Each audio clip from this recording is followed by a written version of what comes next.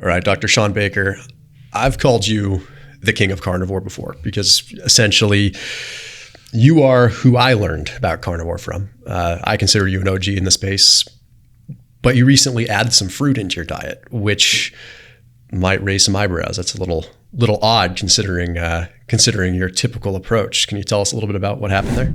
I put a link down below for ButcherBox too, if you want to get some really seriously amazing tasting bison. They have amazing ground bison and amazing grass-fed, grass-finished ground beef, which, dude, I really do think that ground beef is, I think ground beef is underrated. Like, you get collagen with it, you get some of the gristle that's actually good for you.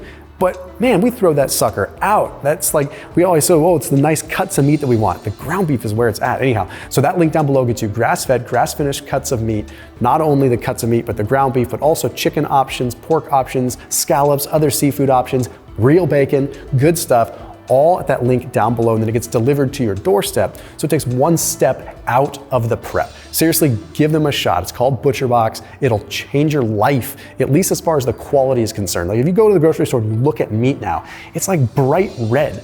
It's like not even the way it's supposed to be. You look at ButcherBox, it's like a deep red, the way that it should look. Anyhow, that link is down below, top line of the description. Yeah, I mean, it was just to see something happen. So there's this concept called the lean mass hyperresponder and lipid energy model that posits that in a low carb state, when you're relatively glycogen depleted, your cholesterol will vary based upon how much energy is available, particularly carbohydrates. So if you're in a very low carbohydrate state, there'll be less fat being trafficked in your blood, and therefore your cholesterol will raise up. And so I did just a couple experiments around that, and I wanted to see. We just talked off camera, a guy named Nick Norwich, showing that if he eats a bunch of Oreos, he can lower his cholesterol 70% in like 2 weeks. So I said, well, let me try that with fruit. I don't eat Oreos because, I think Oreos are they taste good, but they're not particularly something I want to try. So I added some fruit. I added about 100 grams of fruit in the form mostly of apples for about a week, and I checked my cholesterol, and no difference. I don't think I'm lean enough, quite honestly. I mean, I think I'm just got done for the last several months packing on weight, so I'm still probably not lean enough to be lean mass hyperresponder, so I'm still relatively energy replete. But I was just playing with that for a week, and I didn't notice, one of the thoughts was, well, maybe I'll get better in the gym. And I'd done this, I was on a ketogenic diet like you 10 years ago, and played with carb cycling and backloading and all that stuff. And I tried that stuff, and I never really noticed like a major training benefit, but it always is kind of, I felt a little bloated. I didn't feel like it. So that's the same thing happened. I mean, first 3 or 4 days, I felt fine. The apples taste good. I mean, sure. But by about the 5th, 6th day, I just started feeling like a little bit of gut irritation, which I just didn't like. And so I said, I'm not going to do it. I checked my cholesterol, and it was, I think, with total cholesterol, I've got a monitor that goes total. It was about 200 before I started, and it was 200 when I stopped. So I was like, okay, well, it's not doing it for me. However, there's a follow-on to that, because we were talking about this again. I did a little thing where I was fasting for 24 hours after driving all day. I just didn't eat. Checked my cholesterol. It was 156, so relatively normal for total cholesterol. I fasted for another 13, 14 hours. Did a workout, pretty hard workout. Kind of sucked all the glycogen out of my liver, I suppose, and then rechecked my cholesterol. It was 346, and I checked it multiple times to make sure that was right. And the criticism about what's a home meter, but the home meters, they're tested to be between 92, 95% accurate. So it's clearly there's a shift there. So that's kind of supportive of this whole so-called lipid energy model. So it was just really an experiment for that. But I mean, I think the broader point is, as we were talking off camera, I'm not particularly dogmatic about this diet, even though I'm the guy that kind of coined the carnivore diet. I mean, there were people that were eating all meat clearly before me, but I was the guy that said, let's call it the carnivore diet, and it stuck for whatever reason. But I've been very open about saying, hey, try what works, experiment, see what's going on here. This isn't a religion, it's not reverse veganism where I'm trying to save the tomatoes or something like that. I'm just like, let's see what works for you and it helps you get healthy. So it's fun to experiment. And, I've said, I would say 98% on this diet most of the time. Every once in a while, I'll just say, I'm going to have something else. And it's, I don't worry too much about it. What exactly is, coming from a physician standpoint, is a lean mass hyperresponder? Because a lot of people think they know what it is, or it's a very, if you're lean, then your cholesterol is going to go up or down depending on, but I want to hear it from your perspective. Yeah, well, I mean, there is a sort of a strict definition as coined by a guy named Dave Feldman, who came up with this concept. And basically, it's basically you have a LDL cholesterol above 200. You have a triglyceride that's below 70, and you have an HDL above 80. That's sort of the number cut off on that. But I mean, and this is usually acquired in a low carb state. So you can, low carb diet, ketogenic diet, perhaps carnivore diet, that people are going to typically see that. But I mean, I think really what they're getting at is it's someone who is otherwise metabolically healthy by, any metrics, particularly, metabolic syndrome, as we classically describe as low HDL, high HDL, low triglycerides, good glycemic control, normal blood pressure, and then the absence of BMI being high. So that's typically what metabolic syndrome is. So absent all of those negative things, you still have high LDL cholesterol, and the cutoff they're using is 200. So that is questionably, and I say questionably, potentially protective against high LDL. We don't know for sure. I mean, that's something that I think a lot of people are seeing this data and saying, "Oh, LDL doesn't matter," and I don't think you can say that yet. I think it's still.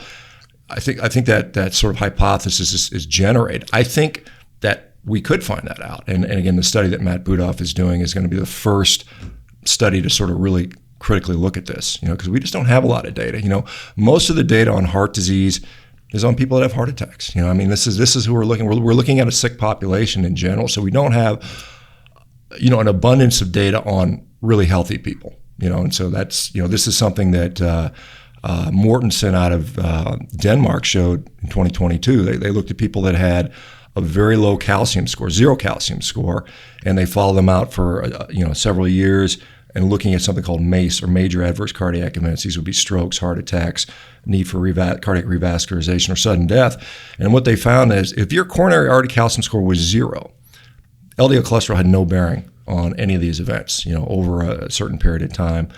So that's kind of an indicator that there may be some more nuance to this. There's people out there that will say it's just particle number over time. If you have a high number of atherogenic particles over time, end of story, we're done. No more science discussion is needed. And I think that is somewhat of an unscientific position, because I do think there's, certainly a lot of it's anecdotal at this point, but I think it's kind of like, there's a guy named Chris Gardner, who you may be familiar with. He's out of Stanford, well-respected nutrition guy, but he said on, I think, Rich Roll's podcast, he says, I think it is unethical to study people on a carnivore diet. And I'm like, well, you've already got literally tens of thousands of people doing it already. Why not study them? It doesn't make sense not to study them, in my view, because, you'd like to be able to more definitively say, hey, you are clearly at risk for disease, or perhaps this subset is not. And so that's what I'm trying to get done. No, that makes perfect sense. And we have to look at all possible angles here.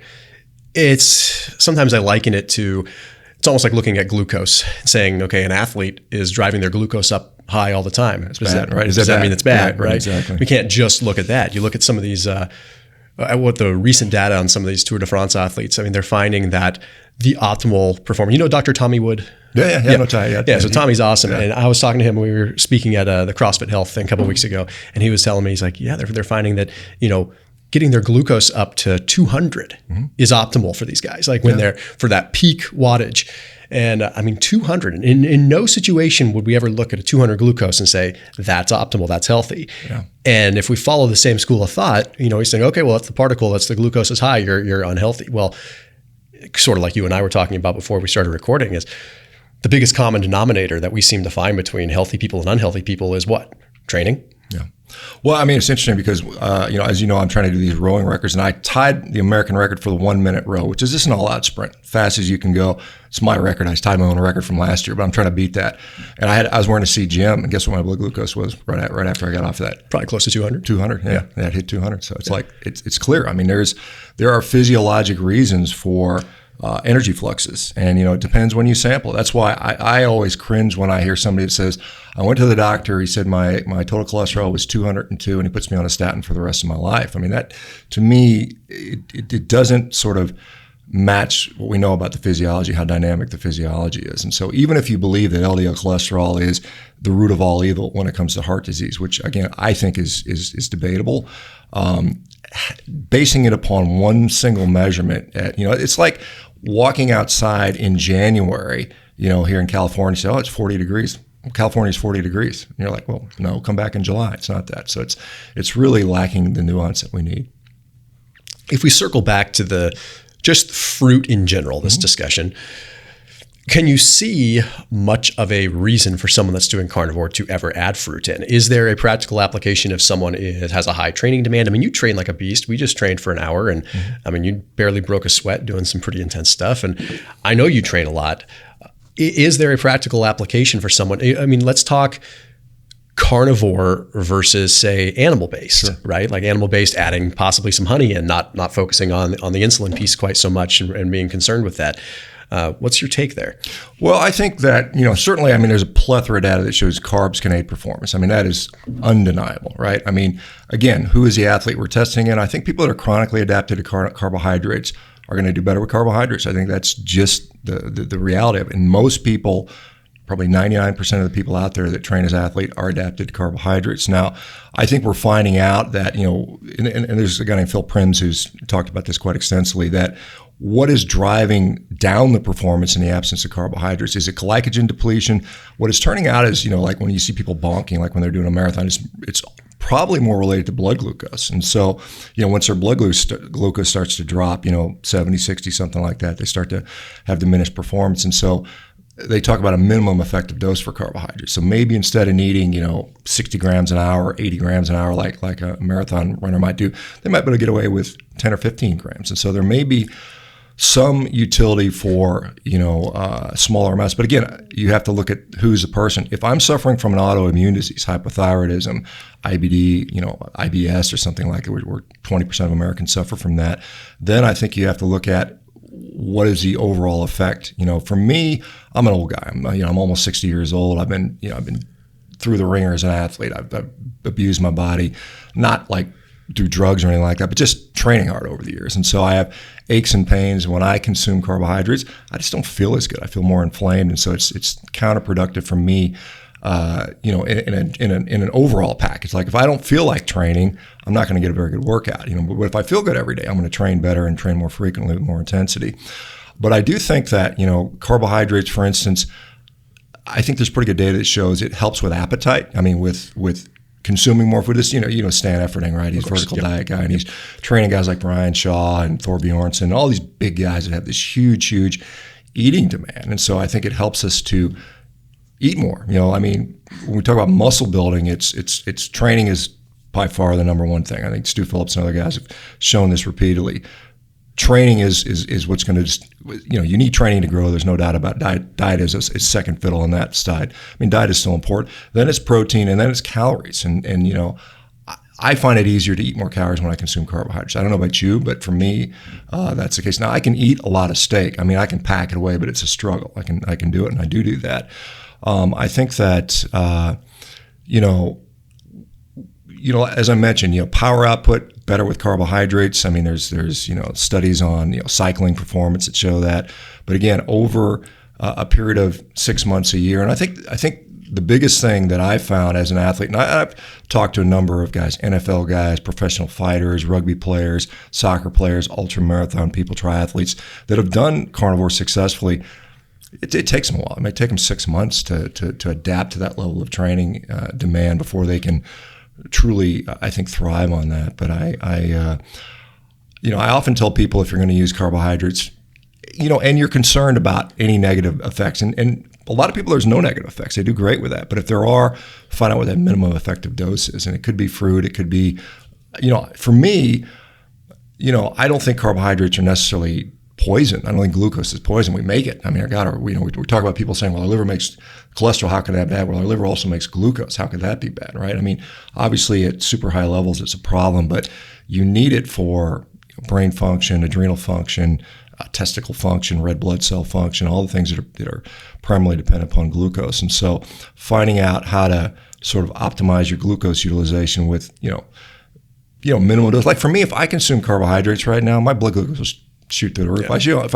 If I consume 100 grams of carbs, like, simple sugars, my blood glucose might hit 300. I mean, because I'm not adapted to that, right? I mean, if I adapted to that over a period of a couple months, it would have a normal response. But I think that those things can be helpful. But again, it's like I mentioned before, I'm a physician. I'm not really here to talk about optimal athletic performance. My concern is I get someone with autoimmune disease, food addiction, diabetes, obesity. That's my primary focus. Now, if you want to do it as an athlete and you find benefit, particularly as an older athlete, like I said, you're 35, I'm 57. There's differences between us. I mean, it's just a matter of the mileage, and I think you'll find that you may have a different perspective when you're older. Because I see a lot of guys in their 20s, and they're like, when I was in my 20s, I was out partying and drinking and eating garbage, and I still no problem, and it was just like 35, 40, 42, and then I started to say, okay, I can't do this stuff anymore. Is that when you kind of noticed, okay, I need to change something with my diet? Well, I mean, I think in retrospect, probably my metabolic health started to be compromised in my late 20s. I mean, this is when I went from rugby player to power lifter. And my goal was when I was playing rugby, I was about 240, and then to get strong for powerlifting, I got up to 280. And I did that in a period of 6, 7 months. I just ate everything. I mean, I was eating 10,000 calories a day. I got strong. But I mean, I think I did it in a way, and this is back, in the early '90s before we had Metrex tubs when you're having the two different. Yeah. Remember those? Yeah, Metrex. Yeah. The two different tubs. You had a base, and you had to mix it with. Yeah. I remember all that stuff, all the protein powders and all that. I mean, I was a guy that would go out to dinner, and I'd have 3 entrees and 2 or 3 appetizers, and I'd have a couple desserts, and I was just like. So that didn't do me any favors. If I had to go back, I would have not done it that way. But I was able to get very, very strong on that by just consuming a lot. I was eating a lot of protein and training hard, and so those things work. But ultimately, I think we know better now, and I think a lot of people will avoid that sort of mistake. Yeah, that's definitely. Whether you're an athlete or not, I mean, you have to find what's going to make you thrive and feel the most energetic and feel the most youthful. I mean, I've definitely noticed that. For me, adding between 70 and on a high day, maybe 120 grams of carbohydrates, I have to say I haven't noticed a significant difference in my training. Mm-hmm. I mean, I notice, a little bit more, possibly peak performance, possibly a little bit better sleep. But that's with a pretty decent training demand. I'm training close to 2 hours each day, sometimes more, sometimes a little bit less. And I just found the biggest driver for me with adding a few carbs in was, okay, it was helping my sleep. But there's other things that trade off. I'm definitely a little more inflamed feeling. My joints hurt a little bit more than if I'm strict ketogenic. However, it's funny because last week I decided to test my ketones because I hadn't done it in a couple of months and I was kind of curious. And again, eating close to 100 grams of carbs per day, I was still registering 0.5 millimole, even eating 100 grams of carbs. Because you're exercising so much. Well, I mean, because you said your joints are inflamed. The question was, well, if your training demand is higher, maybe it's just a training demand. Exactly. It could be, yeah. Exactly. And maybe adding the additional carbohydrates in and the increased training demand because I feel like maybe I can push a little longer, a little harder.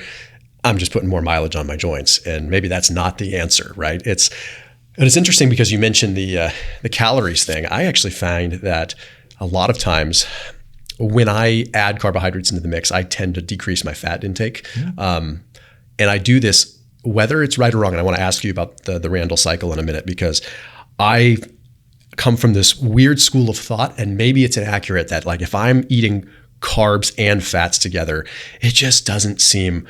It doesn't seem right to me. It seems almost, if I had to put it from a biological, evolutionary sense, it doesn't seem that realistic that we would have a surplus of fat and a surplus of carbs at one sitting, right? Maybe there'd be a time where we get some berries. Maybe there'd be a time where we get a big kill, right? So it's always just seemed odd to me. So a lot of times if I'm in a block where I'm a higher carbohydrate, I'll decrease my fat intake. And then I end up finding I'm eating 1,800 calories. So I end up just bonking, right? So for me, when I go keto, I end up having I grant myself this amnesty to have more fat and more calories. And next thing I know, I'm at 3,500 and I'm actually recovering better. And simply because I'm in a better state of energy balance. But that's just my story. I want to circle back to the Randall cycle for a second. What's your take on that? I mean, I know Charles Poliquin even used to talk about it years and years ago. Do you think there's merit to it? Because there's decent literature, but it's a little dodgy. Well, I do think. I mean, I think it's clearly. I mean, if we just look at the obesity epidemics, it's probably the combination of fat and carbs, donuts and ice cream and all that stuff, which is driving a lot of just the fat storage. And so, I do think if you're primarily adapted to fat and you add carbs into that, you're going to have you're going to have energy issues. I mean, you're going to have too much energy in your blood in the form of high blood glucose, and consequently, if you're eating a lot of carbs and you consume a lot of fat in there, then you're going to have issues with too much lipid in the blood. I think there is, I think it's better to be either or at least primarily one or the other. Like I said, if you're going to go low carb or zero carb, you need fat. I mean, you clearly are going to need fat or you're not going to do well. And then the same thing, if you're going to go very low fat, then you're going to need that carbohydrate. The interesting thing is, we have essential fats, we have essential protein, amino acids. We don't really have essential carbohydrates, albeit they clearly provide energy and they can be useful. But I think that, there's a lot of people that talk about the Randall cycle, and it exists. It's a real thing,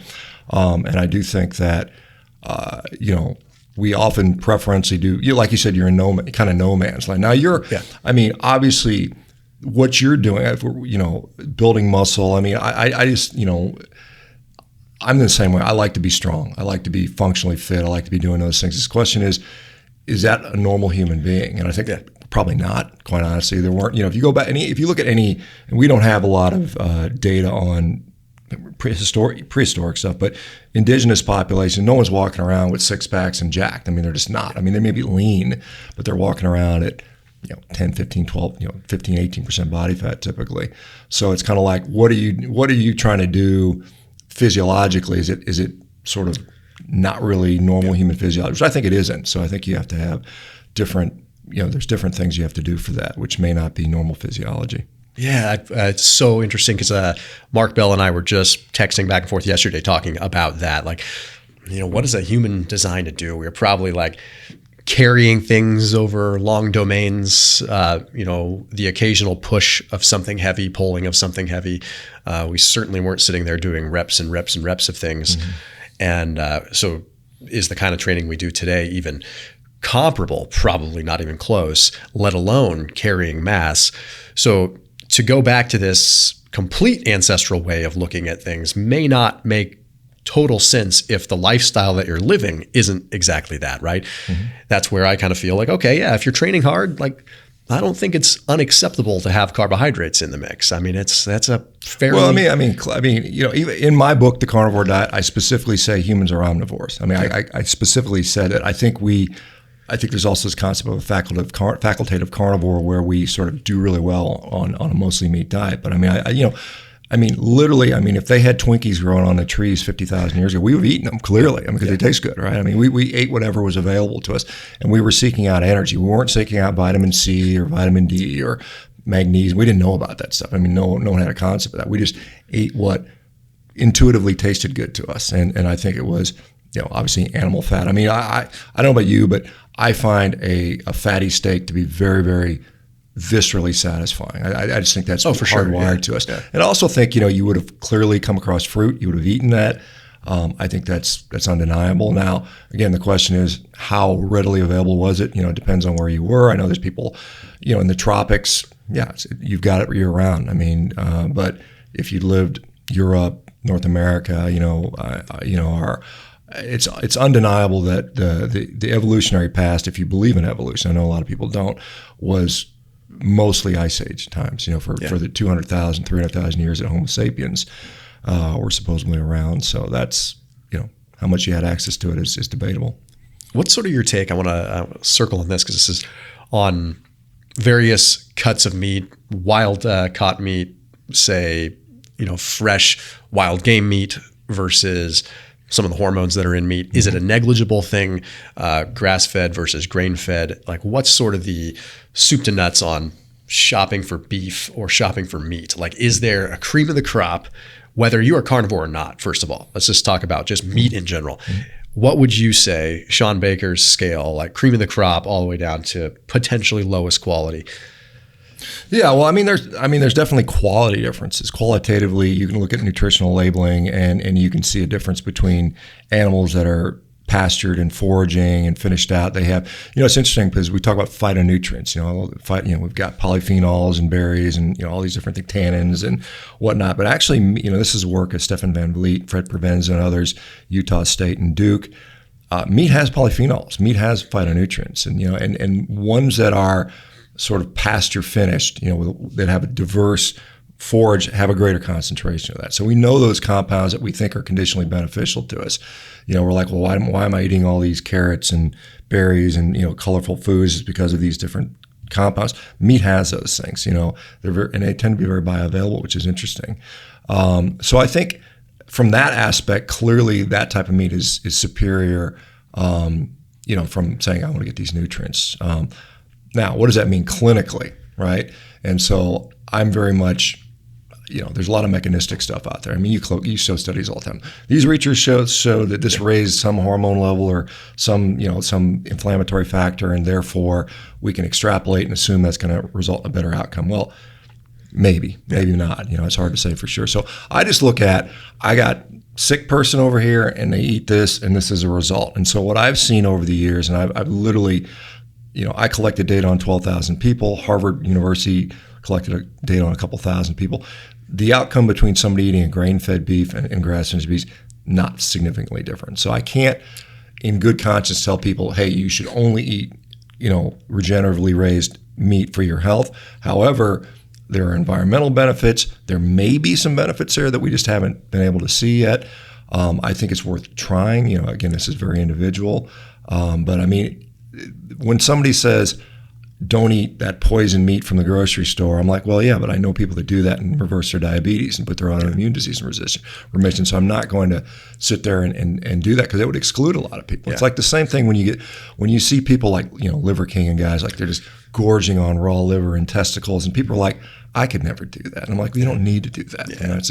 It's kind of this, this sort of thing. So, yeah, I mean, there's differences, and I'm super supportive of guys that want to do regenerative agriculture.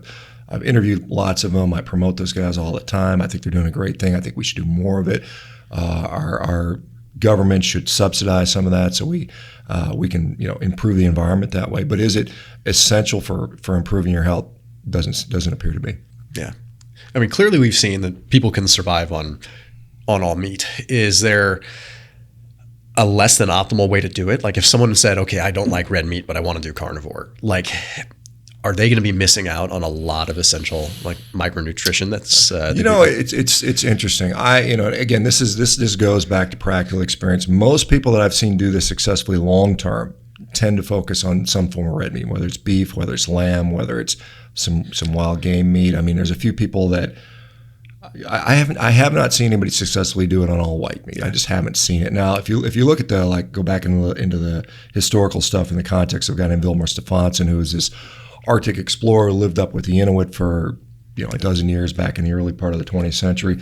He said when he landed, they ate nothing but fish for like 6 months, and he was like healthiest I've ever been. So I think it's conceivably possible, and fish has that sort of heart healthy label to that. So it might be of interest to do that. I think I'm certainly not anti-fish. I think people should consume it if they like it, and I think there can be some benefits to it. But I think really, I mean, when we talk about meat, I mean, a lot of the meat in the grocery store is just all the prepackaged stuff where it's got, sauce on there that's just, ingredient list 20 ingredients long. You kind of steer people away from that, But I mean, whole cuts of meat, I think you're pretty safe on most of that stuff. Yeah. Well, Dr. Baker, where can everyone find you? Well, they can find me, let's see. Well, in my social media, I'm YouTube, Shawn Baker MD. I'm on Instagram, Shawn Baker 1967. I'm on Twitter, or X rather, S Baker MD. TikTok, Shawn Baker MD. Rivero.com, and then carnivore.diet. So I'm on a bunch of places. Right on, man. And this guy actually does walk the walk. Not everyone that comes in interviews here electively decides to work out with me, and it is awesome that one of the few was I was happy to. Dr. Baker. Thanks for having me. Yeah, that was awesome. Right on, man. Well, thanks very much, brother. Sure. Cool.